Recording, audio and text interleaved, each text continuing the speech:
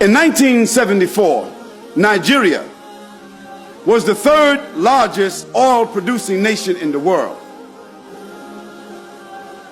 Today, Nigeria does not own its own oil reserves, which is still the third largest in the world, but BP and Shell and Exxon owns all the rights of the oil in Nigeria.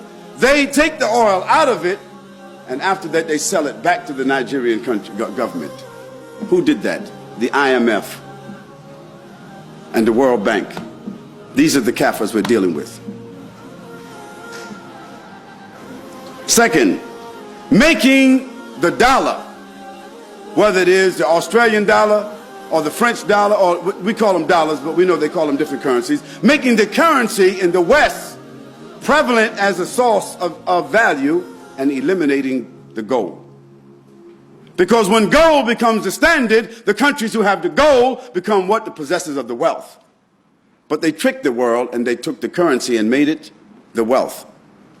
And so then they took the wealth, paper dollars, and then they took and bought the gold from those countries with paper.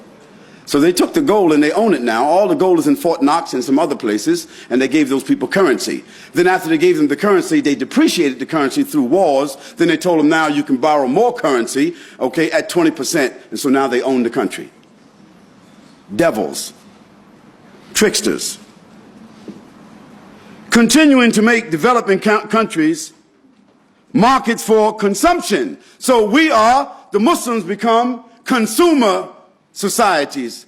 They don't produce anything. Drowning the development countries with compound interest through the International Monetary Fund and the World Bank. And we can go on, but we don't have the time. Dealing with political struggle. The first and foremost challenge that has to be reversed was the destruction of the Khilafah in 1924.